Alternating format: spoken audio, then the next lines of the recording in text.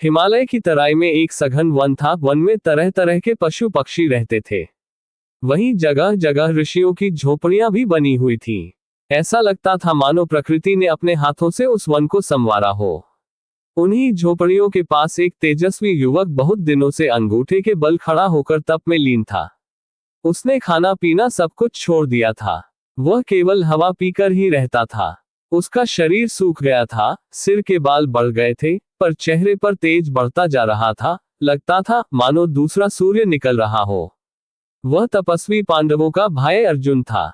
वेद व्यास की सलाह से वह दिव्यास्त्र प्राप्त करने के लिए शिवजी को प्रसन्न करने की चेष्टा कर रहा था, क्योंकि छली, षड्यंत्रकारी और पापी कौरवों को हराने के लिए शिवजी की शरण में जाने के अतिरिक्त बेसहारा पांडवों के पास अब कोई चारा नहीं रह गया था। अर्जुन के तप के तेज से आसपास की धरती जलने लगी। झोपड़ियों में रहने वाले ऋषि मुनि घबरा उठे। वे अर्जुन को समझाने लगे कि वह ऐसा कठिन तप न करे, पर अर्जुन ने उनकी बातों पर ध्यान नहीं दिया। ध्यान भी वह कैसे दे सकता था? उसे तो अधर्म और अन्याय को मिटाने के लिए शिवजी से दिव्यास्त्र प्राप्त करने थे। अतः वह तप में लगा रहा।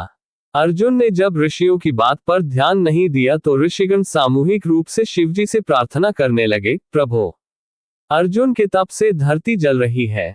अगर आप उसे रोकेंगे नहीं तो इस वन में हम लोगों का रहना कठिन हो जाएगा। उसी समय आकाशवाणी हुई, ऋषियों, घबराओ नहीं, अर्जुन पूर्वजन्म का देवता है। उसके तप से तुम्हारा अनिष्ट नहीं होगा। वह मुझसे दिव्यास्त्र लेना चाहता है। मैं उसके तप से प्रसन्न हूँ। ये वाणी स्वयं भगवान आशुतोष की थी। अर्जुन बड़ी श्रद्धा से उनकी आराधना में लगा रहा, उन्हें प्रसन्न करने के लिए तप करता रहा। दोपहर का समय था। अर्जुन अपनी पूजा की माला भगवान के चरणों पर चढ़ रहा था। सहसा उसे एक शूकर दिखाई पड़ा, जो कहीं से निकलकर उसी ओर आ रहा था। अर्जुन ने झट अपना धनुष बाण उठाया और धनुष पर बाण चढ़ाकर शूकर पर चला दिया। बाण शूकर की छाती में लगा। वह धरती पर गिरकर कुछ देर तक तड़पकर सदा के लिए सो गया। अर्जुन के बाण के साथ ही साथ शूकर की छाती में एक और भी बाण लगा था। वह बाण एक किरात का था, जो दूर से शूकर का पीछा करता हुआ आ रहा था।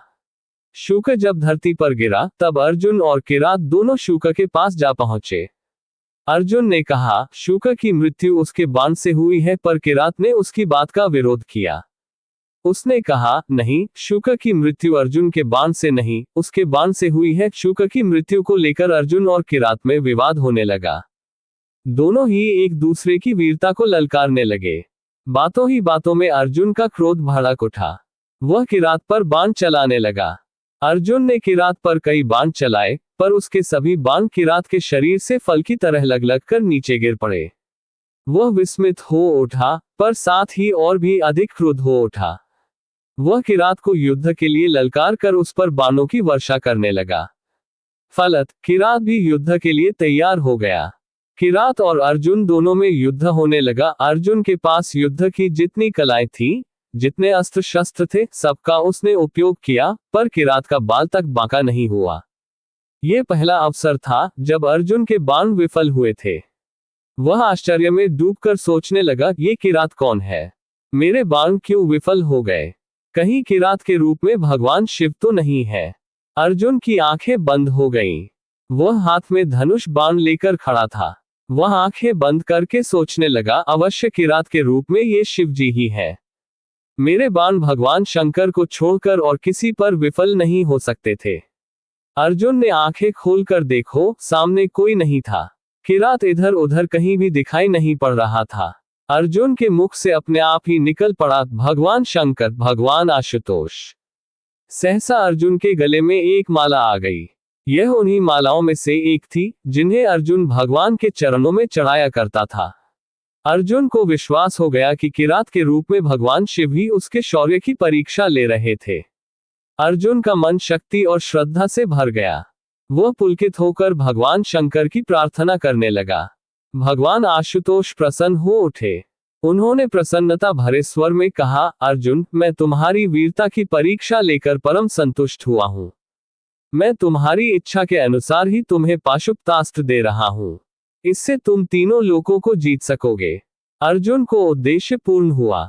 महाभारत के पन्नों से प्रकट है कि अर्जुन ने भगवान शंकर के दिए हुए अस्त्रों से ही महाभारत के युद्ध में विजय प्राप्त की थी। सृष्टि के इतिहास में शौर्य की नैवेद्य से शिवजी को संतुष्ट करने वाला अकेला अर्जुन ही है। अतः उसकी वीरता की कहानी प्रलय की छाती पर भी लिखी रहेगी।